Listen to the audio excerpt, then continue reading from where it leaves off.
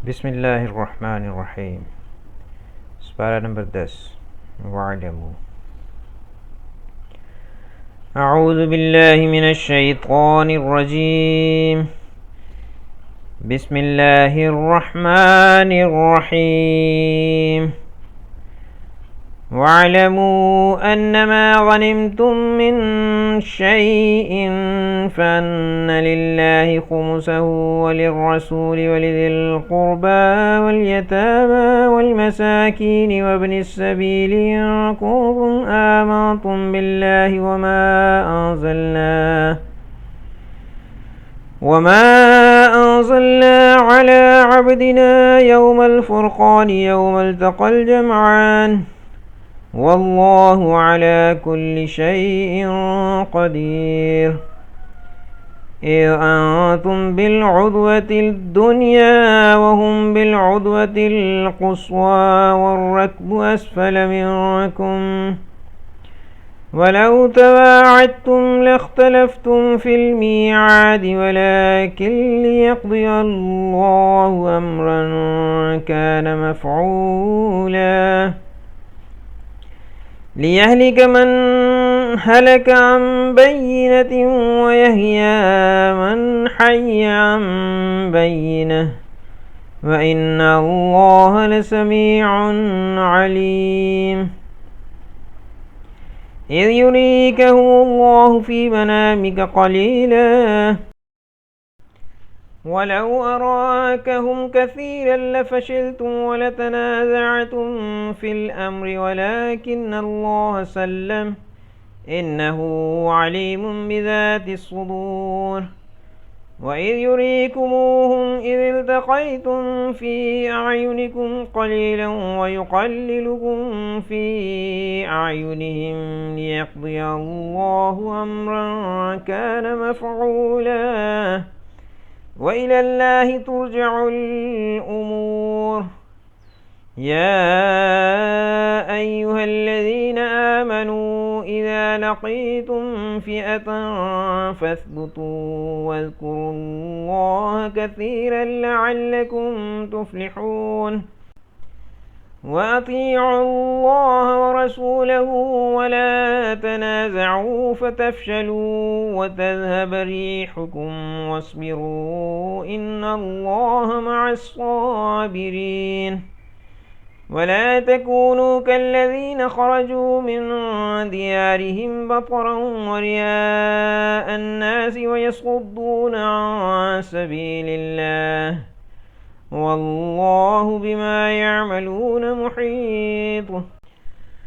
وإذ زين لهم الشيطان أعمالهم وقال لا غالب لكم اليوم من الناس وإني جار لكم فلما تراءت الفئتان نكص على عقبيه وقال إني بريء منكم إني أرى ما لا ترون إني أخاف الله والله شديد العقاب.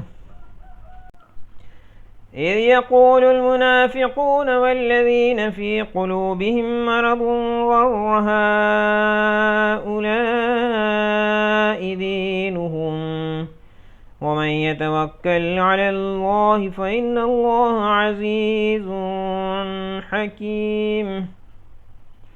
ولو ترى إذ يتوفى الذين كفروا الملائكة يضربون وجوههم وأدبارهم وذوقوا عذاب الحريق ذلك بما قدمت أيديكم وأن الله ليس بظلام للعبيد.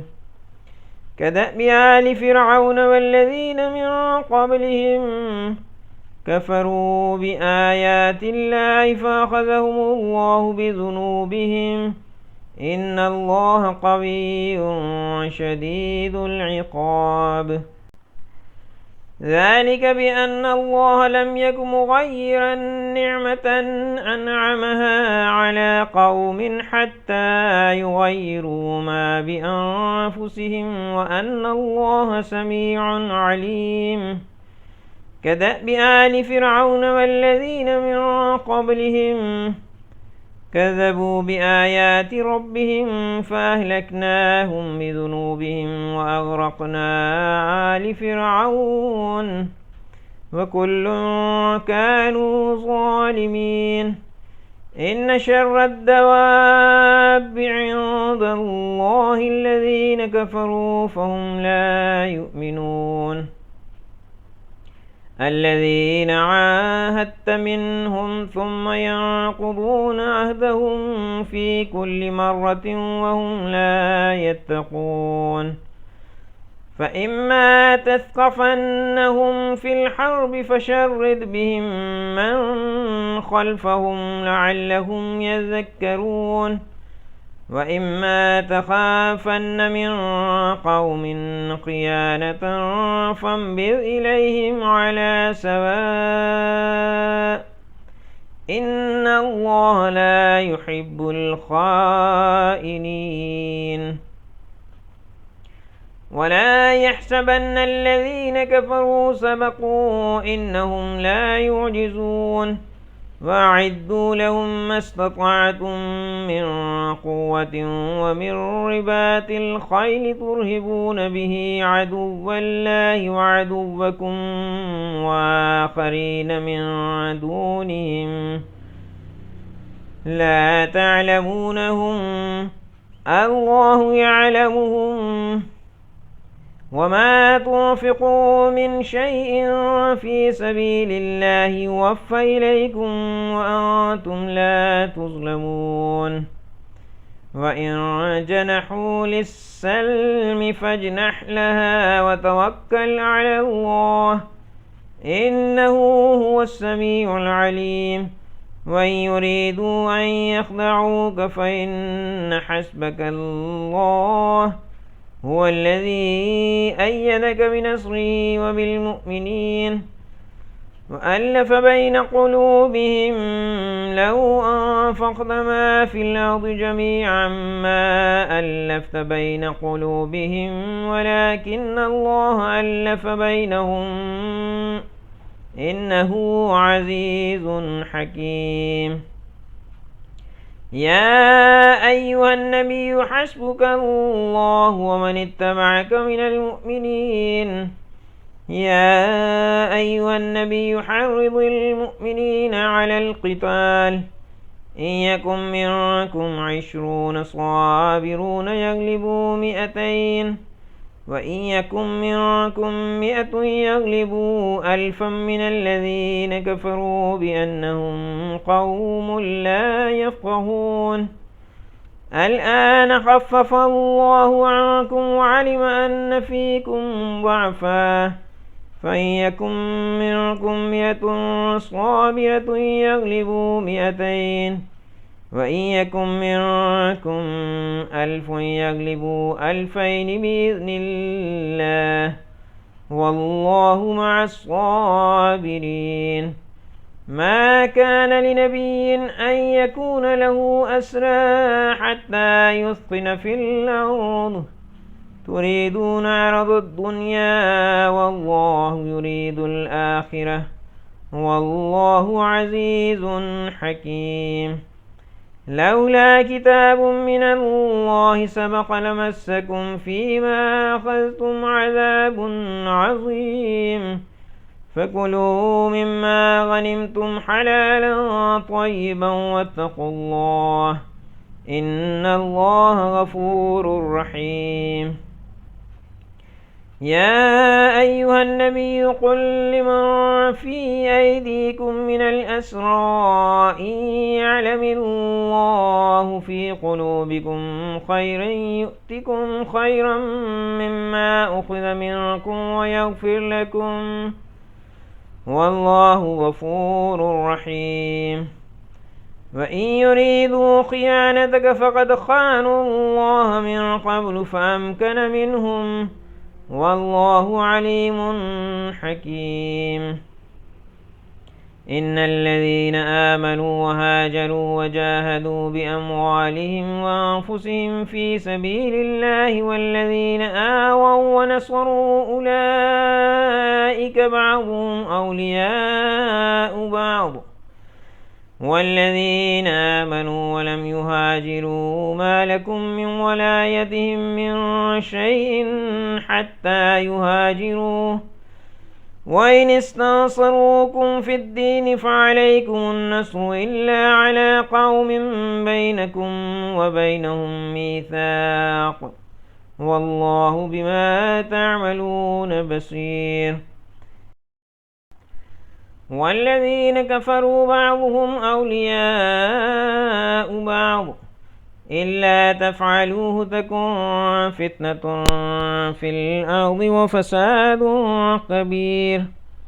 والذين آمنوا وهاجروا وجاهدوا في سبيل الله والذين آووا ونصروا أولئك هم المؤمنون حقا لهم مغفرة ورزق كريم. والذين آمنوا من بعد وهاجروا وجاهدوا معكم فأولئك منكم وأولو الأرحام بعضهم أولى ببعض في كتاب الله إن الله بكل شيء عليم. سورة التوبة. براءة من الله ورسوله إلى الذين عاهدتم من المشركين فسيحوا في الأرض 4 أشهر واعلموا أنكم غير معجز الله وأن الله مخزي الكافرين. وأذان من الله ورسوله إلى الناس يوم الحج الأكبر أن الله بريء من المشركين ورسوله فإن تبتم فهو خير لكم وإن توليتم فاعلموا أنكم غير معجز الله وبشر الذين كفروا بعذاب أليم. إلا الذين عاهدتم من المشركين ثم لم ينقصوكم شيئا ولم يظاهروا عليكم أحدا فأتموا إليهم عهدهم إلى مدتهم إن الله يحب المتقين. فإذا انسلخ الأشهر الحرم فاقتلوا المشركين حيث وجدتموهم وخذوهم واحصروهم واقعدوا لهم كل مرصد فإن تابوا وأقاموا الصلاة وآتوا الزكاة فخلوا سبيلهم إن الله غفور رحيم. وإن أحد من المشركين استجارك فأجره حتى يسمع كلام الله ثم أبلغه مأمنه ذلك بأنهم قوم لا يعلمون. كيف يكون للمشركين عهد عند الله وعند رسوله إلا الذين عاهدتم عند المسجد الحرام فما استقاموا لكم فاستقيموا لهم إن الله يحب المتقين. كيف وإن يظهروا عليكم لا يرقبوا فيكم إلا ولا ذمة يرضونكم بأفواههم وتابى قلوبهم وأكثرهم فاسقون. اشتروا بآيات الله ثمنا قليلا فصدوا عن سبيله إنهم ساء ما كانوا يعملون. لا يرقبون في مؤمن إلا ولا ذمة وأولئك هم المعتدون. فإن تابوا وأقاموا الصلاة وآتوا الزكاة فإخوانكم في الدين ونفصل الآيات لقوم يعلمون وإن نكثوا أيمانهم من بعد عهدهم وطعنوا في دينكم فقاتلوا أئمة الكفر إنهم لا أيمان لهم لعلهم ينتهون ألا تقاتلون قوما نكثوا أيمانهم وهموا بإخراج الرسول وهم بدؤوكم أول مرة أتخشونهم فالله أحق أن تخشوه إن كنتم مؤمنين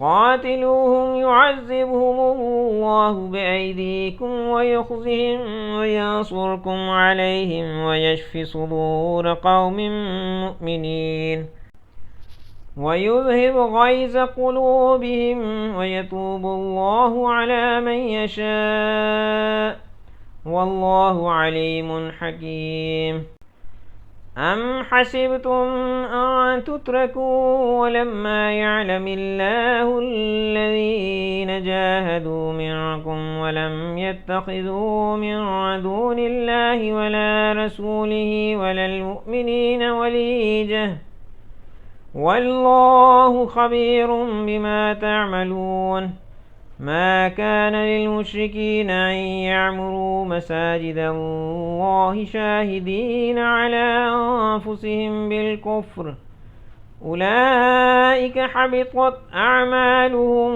وفي النار هم خالدون إنما يعمر مساجد الله من آمن بالله واليوم الآخر وأقام الصلاة وآتى الزكاة ولم يخش إلا الله فعسى أولئك أن يكونوا من المهتدين أجعلتم سقاية الحاج وعمارة المسجد الحرام كمن آمن بالله واليوم الآخر وجاهد في سبيل الله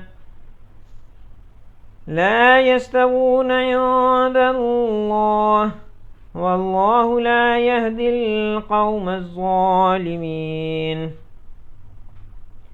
الذين آمنوا وهاجروا وجاهدوا في سبيل الله بأموالهم وأنفسهم أعظم درجة عند الله وأولئك هم الفائزون يبشرهم ربهم برحمة منه ورضوان وجنات لهم فيها نعيم مقيم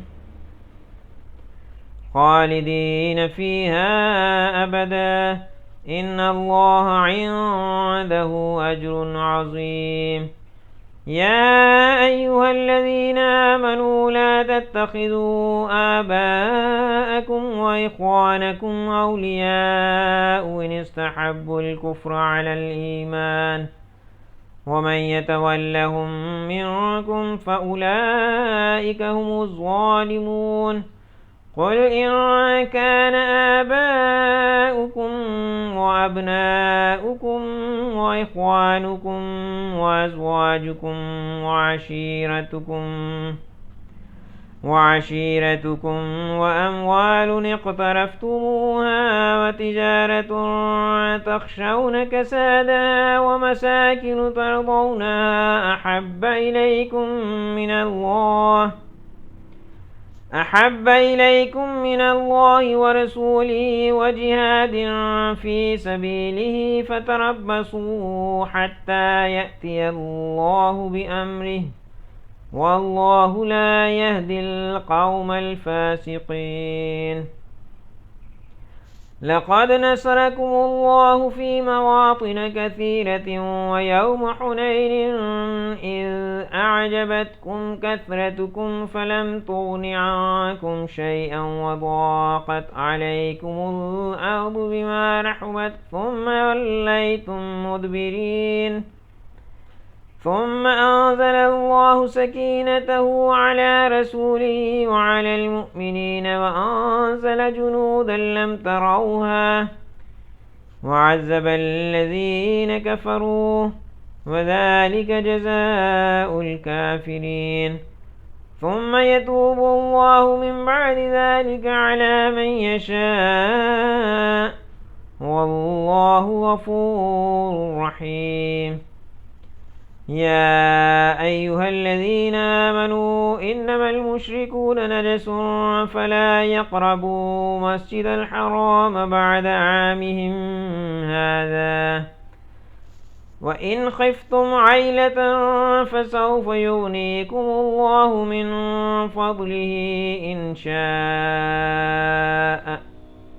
إن الله عليم حكيم.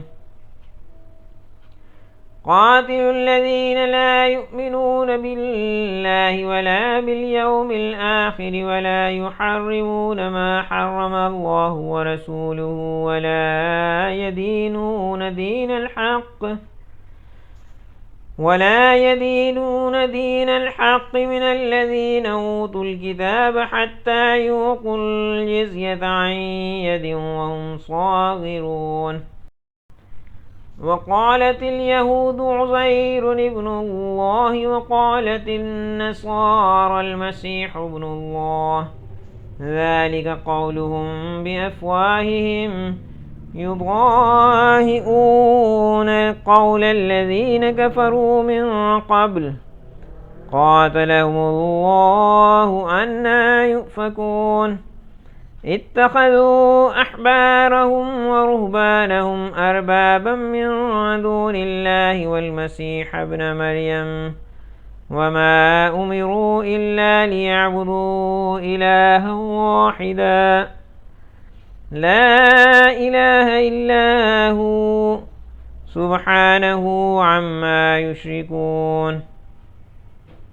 يريدون أن يطفئوا نور الله بأفواههم ويأبى الله إلا أن يتم نوره ولو كره الكافرون. هو الذي أرسل رسوله بالهدى ودين الحق ليظهره على الدين كله ولو كره المشركون. يا أيها الذين آمنوا إن كثيرا من الأحبار والرهبان ليأكلون أموال الناس بالباطل ويصدون عن سبيل الله والذين يكنزون الذهب والفضة ولا ينفقونها في سبيل الله فبشرهم بعذاب أليم يوم يحمى عليها في نار جهنم فتكوى بها جباههم وجنوبهم وظهورهم هذا ما كنزتم لأنفسكم فذوقوا ما كنتم تكنزون. إن عدة الشهور عند الله 12 شهرا في كتاب الله يوم خلق السماوات والأرض منها 4 حرم ذلك الدين القيم فلا تظلموا فيهن أنفسكم وقاتلوا المشركين كافة كما يقاتلونكم كافة واعلموا أن الله مع المتقين. إنما النسيء زيادة في الكفر يضل به الذين كفروا يحلونه عاما ويحرمونه عاما ليواطئوا عدة ما حرم الله فيحلوا ما حرم الله زين لهم سوء أعمالهم والله لا يهدي القوم الكافرين. يا أيها الذين آمنوا ما لكم إذا قيل لكم انفروا في سبيل الله اثاقلتم إلى الأرض أرضيتم بالحياة الدنيا من الآخرة فما متاع الحياة الدنيا في الآخرة إلا قليل. إلا تغفروا يعذبكم عذابا أليما ويستبدل قوما غيركم ولا تضروه شيئا والله على كل شيء قدير. إلا تنصروه فقد نصره الله إذ أخرجه الذين كفروا ثاني اثنين إذ هما في الغار إذ يقول لصاحبه لا تحزن إن الله معنا فأنزل الله سكينته عليه وأيده بجنود لم تروها وجعل كلمة الذين كفروا السفلى وكلمة الله هي العليا والله عزيز حكيم. انفروا خفافا وثقالا وجاهدوا بأموالكم وأنفسكم في سبيل الله ذلكم خير لكم إن كنتم تعلمون. لو كان عرضا قريبا وسفرا قاصدا لاتبعوك ولكن بعدت عليهم الشقة وسيحلفون بالله لو استطعنا لخرجنا معكم يهلكون أنفسهم والله يعلم إنهم لكاذبون. عفى الله عنك لما أذنت لهم حتى يتبين لك الذين صدقوا وتعلم الكاذبين.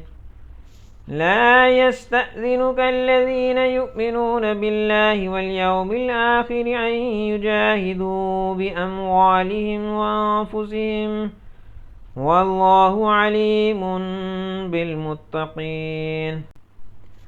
إنما يستأذنك الذين لا يؤمنون بالله واليوم الآخر وارتابت قلوبهم فهم في ريبهم يترددون ولو أرادوا الخروج لأعدوا له عدة ولكن كره الله بعاثهم فثبتهم وقيل اقعدوا مع القاعدين. لو خرجوا فيكم ما زادوكم إلا خبالا ولأوضعوا خلالكم يبغونكم الفتنة وفيكم سماعون لهم والله عليم بالظالمين. لقد ابتغوا الفتنة من قبل وقلبوا لك الأمور حتى جاء الحق وظهر أمر الله وهم كارهون. ومنهم من يقول ائذن لي ولا تفتني ألا في الفتنة سقطوا وإن جهنم لمحيطة بالكافرين. إن تصبك حسنة تسؤهم وإن تصبك مصيبة يقولوا قد أخذنا أمرنا من قبل ويتولوا وهم فرحون. قل لن يصيبنا إلا ما كتب الله لنا هو مولانا وعلى الله فليتوكل المؤمنون. قل هل تربصون بنا إلا إحدى الحسنيين ونحن نتربص بكم أن يصيبكم الله بعذاب من عنده أو بأيدينا فتربصوا إنا معكم متربصون. قل أنفقوا طوعا أو كرها لن يتقبل منكم إنكم كنتم قوما فاسقين. وما منعهم أن تقبل منهم نفقاتهم إلا أنهم كفروا بالله وبرسوله ولا يأتون الصلاة إلا وهم كسالى ولا ينفقون إلا وهم كارهون فلا تعجبك أموالهم ولا أولادهم إنما يريد الله ليعذبهم بها في الحياة الدنيا وتزهق أنفسهم وهم كافرون ويحلفون بالله إنهم لمنكم وما هم منكم ولكنهم قوم يفرقون لو يجدون ملجأ أو مغارات أو مدخلا لولوا إليه وهم يجمحون ومنهم من يلمزك في الصدقات فإن أعطوا منها رضوا وإن لم يعطوا منها إذا هم يسخطون ولو أنهم رضوا ما آتاهم الله ورسوله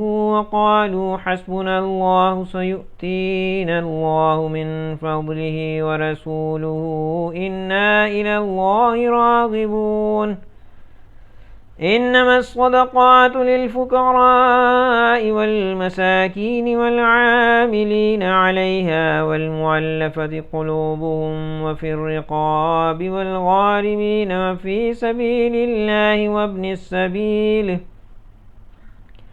فريضة من الله والله عليم حكيم ومنهم الذين يؤذون النبي ويقولون هو أذن قل أذن خير لكم يؤمن بالله ويؤمن للمؤمنين ورحمة للذين آمنوا منكم والذين يؤذون رسول الله لهم عذاب أليم يحلفون بالله لكم ليرضوكم والله ورسوله أحق أن يرضوه إن كانوا مؤمنين ألم يعلموا أنه من يحادد الله ورسوله فأن له نار جهنم خالدا فيها ذلك الخزي العظيم يحذر المنافقون أن تنزل عليهم سورة تنبئهم بما في قلوبهم قل استهزئوا إن الله مخرج ما تحذرون ولئن سألتهم ليقولن إنما كنا نخوض ونلعب قل أبالله وآياته ورسوله كنتم تستهزئون لا تعتذروا قد كفرتم بعد إيمانكم إن نعفو عن طائفة منكم نعذب طائفة بأنهم كانوا مجرمين المنافقون والمنافقات بعضهم من بعض يأمرون بالمنكر وينهون عن المعروف ويقبضون أيديهم نسوا الله فنسيهم إن المنافقين هم الفاسقون وعد الله المنافقين والمنافقات والكفار نار جهنم خالدين فيها هي حسبهم ولعنهم الله ولهم عذاب مقيم كالذين من قبلكم كانوا أشد منكم قوة وأكثر أموالا وأولادا فاستمتعوا بخلاقهم فاستمتعتم بخلاقكم كما استمتع الذين من قبلكم بخلاقهم وخذتم كالذي خاضوا أولئك حبطت أعمالهم في الدنيا والآخرة وأولئك هم الخاسرون ألم يأتهم نبأ الذين من قبلهم قوم نوح وعاد وثمود وقوم إبراهيم وأصحاب مدين والمؤتفكات أتتهم رسلهم بالبينات فما كان الله ليظلمهم ولكن كانوا أنفسهم يظلمون. والمؤمنون والمؤمنات بعضهم أولياء بعض يأمرون بالمعروف وينهون عن المنكر ويقيمون الصلاة ويؤتون الزكاة ويطيعون الله ورسوله أولئك سيرحمهم الله إن الله عزيز حكيم. وعد الله المؤمنين والمؤمنات جنات تجري من تحتها الأنهار خالدين فيها ومساكن طيبة في جنات عدن ورضوان من الله أكبر ذلك هو الفوز العظيم. يا أيها النبي جاهد الكفار والمنافقين واغلظ عليهم ومأواهم جهنم وبئس المصير. يحلفون بالله ما قالوا ولقد قالوا كلمة الكفر وكفروا بعد إسلامهم وهموا بما لم ينالوا وما نقموا إلا أن أغناهم الله ورسوله من فضله فإن يتوبوا يك خيرا لهم وإن يتولوا يعذبهم الله عذابا أليما في الدنيا والآخرة وما لهم في الآخرة من ولي ولا نصير. ومنهم من عاهد الله لئن آتانا من فضله لنصدقن ولنكونن من الصالحين فلما آتاهم من فضله بخلوا به وتولوا وهم معرضون فأعقبهم نفاقا في قلوبهم إلى يوم يلقونه بما أخلفوا الله ما وعدوه بما كانوا يكذبون. ألم يعلموا أن الله يعلم سرهم ونجواهم وأن الله علام الغيوب. الذين يلمزون المطوعين من المؤمنين في الصدقات والذين لا يجدون إلا جهدهم فيسخرون منهم سخر الله منهم ولهم عذاب أليم. استغفر لهم أو لا تستغفر لهم إن تستغفر لهم 70 مرة فلن يغفر الله لهم ذلك بأنهم كفروا بالله ورسوله والله لا يهدي القوم الفاسقين. فرح المخلفون بمقعدهم خلاف رسول الله وكرهوا أن يجاهدوا بأموالهم وأنفسهم في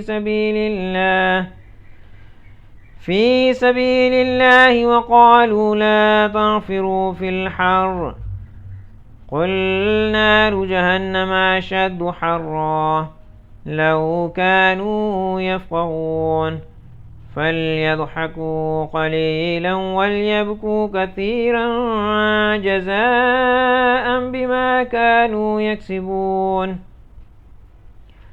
فإن رجعك الله إلى طائفة منهم فاستأذنوك للخروج فقل لن تخرجوا معي أبدا ولن تقاتلوا معي عدوا إنكم رضيتم بالقعود أول مرة فاقعدوا مع الخالفين ولا تصل على أحد منهم مات أبدا ولا تقم على قبره إنهم كفروا بالله ورسوله وماتوا وهم فاسقون. ولا تعجبك أموالهم وأولادهم إنما يريد الله أن يعذبهم بها في الدنيا وتزهق أنفسهم وهم كافرون. وإذا أنزلت سورة أن آمنوا بالله وجاهدوا مع رسوله استأذنك أولو الطول منهم وقالوا ذرنا نكن مع القاعدين رضوا بأن يكونوا مع الخوالف وطبع على قلوبهم فهم لا يفقهون. لكن الرسول والذين آمنوا معه جاهدوا بأموالهم وأنفسهم وأولئك لهم الخيرات وأولئك هم المفلحون. أعد الله لهم جنات تجري من تحتها الأنهار خالدين فيها ذلك الفوز العظيم.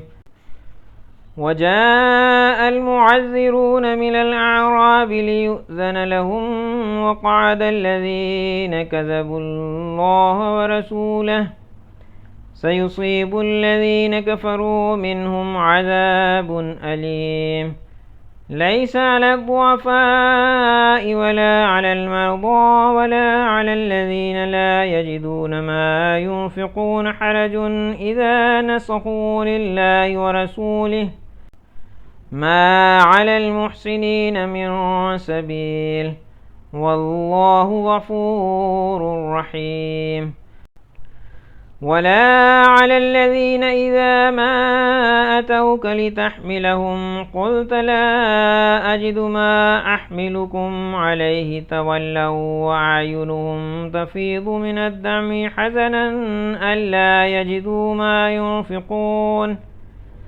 إنما السبيل على الذين يستأذنونك وهم أغنياء رضوا بأن يكونوا مع الخوالف وطبع الله على قلوبهم فهم لا يعلمون.